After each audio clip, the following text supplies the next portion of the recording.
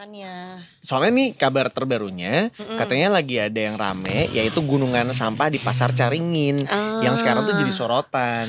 Aduh sayang banget. Beberapa waktu yang lalu kalau misalnya Detiker sadar gitu ya, waktu itu zaman-zaman awal aku pindah Jakarta gitu kan, di Bandung itu sempat ada di depannya ITB, itu sempat jadi tempat pembuangan sampah sampai menggunung tinggi sekali, dan itu di pinggir jalan. Sebelah entrance-nya ini Bandung Zoo apa kebun binatang? Iya betul, Iya, itu kan bener. gila ya, tinggi banget dan memang mengganggu sekali buat aku karena pertama itu lingkungan Kampus, mahasiswa, ya. kemudian juga di situ lingkungan ada perkantoran juga Ikutan dan pariwisata juga, kebun pariwisata binatang. juga, kebun binatang. Kita membayangkan bagaimana rasanya jadi binatang-binatang tersebut yang setiap hari juga mencium aroma yang mungkin tidak menyenangkan gitu Bener, ya. apalagi binatang yang di depan-depan tuh yang deket sama si entrance-nya. Terus itu tuh jalannya tuh jalan-jalan yang lumayan inti ya bisa dibilang. Jadi banyak yang pasti lewat sana dan kebayang gak itu ketika si sampahnya udah maju, udah lewat ke jalan raya, itu kan banyak yang nanti bannya ngegeleng sampah dan air-airnya bau nyampe rumah. Dan itu deket banget sama tempat makan karena ada gelap nyawang di situ. Benar. Nah sekarang itu tuh sudah dibersihkan dengan sangat baik sekali sehingga kalau kita ke daerah sana sudah tidak terlihat lagi adanya sampah. Nah pengelolaan seperti apa yang dilakukan sepertinya perlu juga dilakukan di Pasar Caringin karena ada gunungan sampah di situ yang kemudian menjadi perhatian dari banyak orang. Mungkin lebih lengkapnya lagi kita akan langsung ngobrol-ngobrol sama ada narasumber kita gitu ya, reporter kita di sana, ada Kang Bima Bagaskara. Selamat pagi Kang Bima. Halo. Halo selamat pagi Aryo. Pagi. Kang Bima kumaha damang? Alhamdulillah damang. Dirimu teh di sana nggak pakai masker atau gimana? Atau di situ emang aromanya gimana tuh Kang Bima? Untuk di yang posisi saat ini nggak begitu mengingat untuk bau sampahnya. Oh masih baiklah. aman. Jadi aman. Iya. Oke. Kang kalau boleh tahu lokasi si tempat pembuangan sampah Caringin itu sebelah mana sih? Apakah dia sedekat mungkin dengan Pasar Caringinnya gitu? Sama aku juga dulu tahu daerah situ dekat jualan kain tekstil-tekstil banyak gitu ya, tapi nggak pernah tahu nih. Nah, boleh diceritakan lokasinya di mana dulu nih Kang si tempat pembuangan sampah Caringin? Ya, jadi untuk lokasi gunungan sampah yang berada di Pasar Caringin ini berada di area depan Pasar Caringin, tepatnya di area ruko-ruko. Nah, untuk persisnya ada di belakang saya ini, di mana di belakang saya ini banyak sekali tumpukan sampah yang bergunung yang sudah tidak diangkut selama berbulan-bulan. Jadi lokasi sampahnya ini berada di dalam kawasan Pasar Caringin. Seperti itu. Oke. Untuk Pasar Caringin sendiri Kang, mohon izin, itu tuh dia jualannya apa? Apakah hanya tekstil saja seperti yang disampaikan oleh Indi atau memang campur ada makanan juga di dalamnya? Nah, untuk Pasar Caringin sendiri ini adalah pasar induk di Kota Bandung, di mana pasar-pasar lain di Kota Bandung mengambil barang-barang dari Pasar Caringin. Nah, di Pasar Caringin ini selain menjual tekstil dan bahan-bahan pakaian, di sini juga menjadi pusat penjualan sayur-sayuran, buah-buahan, dan berbagai jenis makanan lainnya. Seperti itu. Oke, berarti dari sampahnya sendiri, apakah dia berbentuk sampah organik atau lebih banyaknya sampah-sampah fast fashion gitu misalnya, atau si tekstil itu sendiri? Untuk sampah yang menggunung di Pasar Caringin ini lebih banyak merupakan sampah organik, yakni sampah sayuran, sampah buah-buahan, dan sisa-sisa makanan. Namun ada juga sampah lainnya seperti kain-kain bekas hingga potongan-potongan kayu yang dihasilkan dari Pasar Caringin.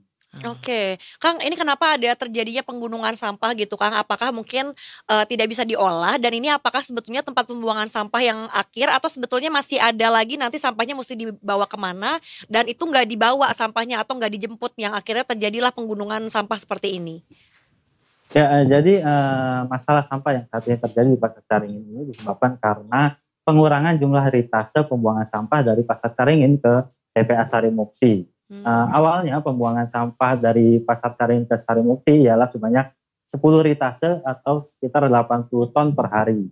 Namun sejak terjadi kebakaran pada TPA Sarimukti tahun lalu, pembuangan sampah di Pasar Caringin dikurangi menjadi hanya 3 ritase atau sekitar 24 ton per hari. Sementara produksi sampah di Pasar Caringin ini mencapai 60 ton per hari sehingga mau tidak mau terjadi penumpukan setiap harinya hingga akhirnya seperti saat ini menggunung dan dibiarkan begitu saja. Oke, Kang, gimana tanggapan dari pedagang-pedagang setempat, Kang, terutama untuk yang pasar tradisionalnya ya, karena ini sepertinya memang berdekatan sekali dengan ruko-ruko di mana tempat para pedagang berjualan begitu, Kang? Ya, dengan adanya tumpukan pasar ini jelas sangat berdampak untuk mereka para pedagang, terutama pedagang-pedagang makanan maupun mereka yang menjadi membuka jasa masakan. Hmm. Tepat di depan tumpukan tersebut berjejer sejumlah toko yang kini tutup. Para pedagang memilih menutup tempat mereka berjualan karena aroma bau tidak sedap yang menyengat sehingga tidak ada lagi pembeli yang datang ke tempat mereka gitu. Kang Bima, ini yang saat ini kita saksikan di layar begitu ya, ini videonya. Berarti saat ini yang terjadi di sana, sebanyak Ya, ini sampahnya. betul.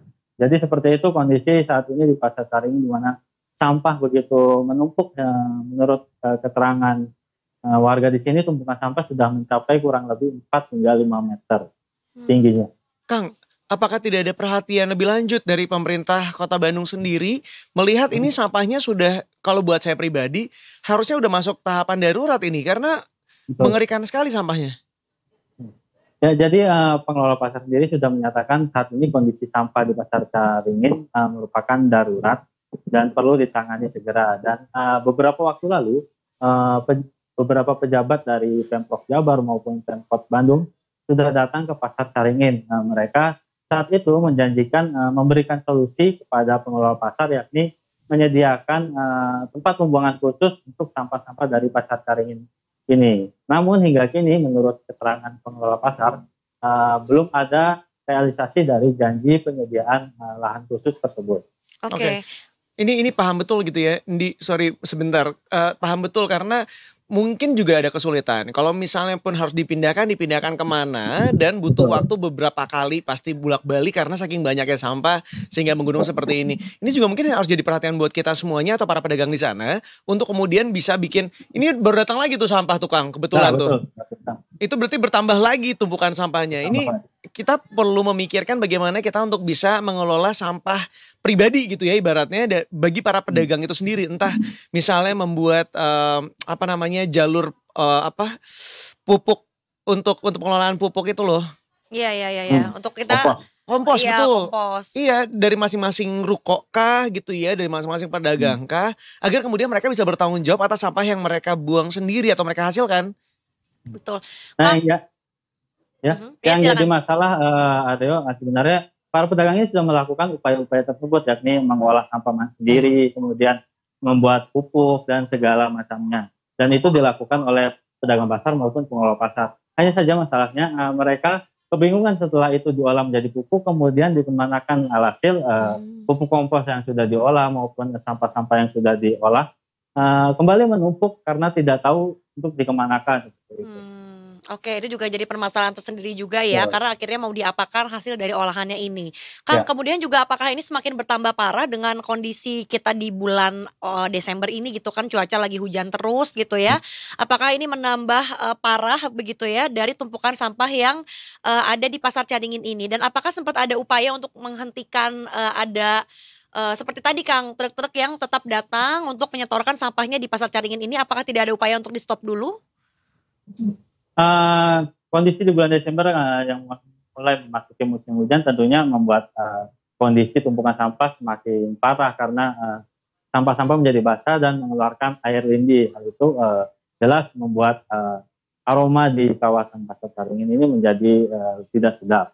Kemudian terkait dengan sampah yang masuk dan dibuang kembali oleh para pedagang, pengelola pasar tidak bisa berbuat banyak karena setiap hari mereka terus memproduksi sampah hingga 60 ton tadi, sementara sampah yang dibuang ke Sarimukti hanya dibatasi menjadi 3 liter saja.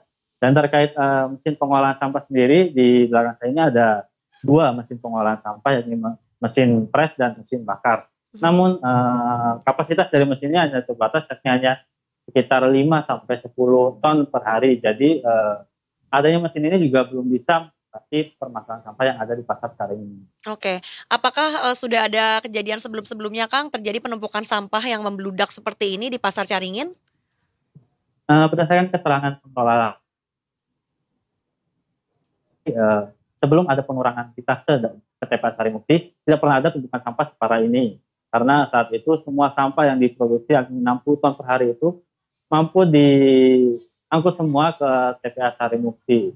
Seperti itu. Iya, Baik, kalau gitu mudah-mudahan ada upaya lebih lanjut ya Kang, karena kasihan juga kalau emang ini juga warga Pasar Caringin tidak bisa berusaha untuk menjual dagangannya akibat dari sampah yang terus menggunung ini, dan mudah-mudahan permasalahan sampah ini bisa cepat teratasi. Ya, dan mudah-mudahan juga saat ini ada sebagian atau beberapa orang dari pemerintah Kota Bandung menyaksikan tayangan ini dan kemudian bisa melakukan tindakan lebih lanjut untuk menangani masalah sampah begitu ya. Karena tentunya menjelang akhir tahun dan juga libur Natal ini pastinya ada banyak orang yang mendambakan memiliki lingkungan yang nyaman sehingga kita dapat berlibur dengan nyaman dan tentram gitu ya. Mudah-mudahan ini jadi perhatian, kalau bisa sampai perhatian Pemprov Jabar juga ya, kayaknya udah harus turun tangan juga. Baik Kang Rizky, terima kasih untuk laporannya. Mudah-mudahan ini jadi perhatian bersama. Kang Bima ya, Bima Bagaskara, iya benar ya. Tadi reporter Bali Rizky namanya. Iya, deket banget soalnya tadi. Begitu Kang Rizky langsung Kang Bima. Kang Bima ya. Pokoknya sekali lagi hatur nuhun. Mudah-mudahan apa yang Sama-sama. disampaikan Kang Bima ini bisa mendapatkan perhatian lebih banyak lagi untuk bisa segera teratasi permasalahannya. Hatur nuhun Kang. Sampai jumpa, Sama-sama. Sampurasun. Aduh.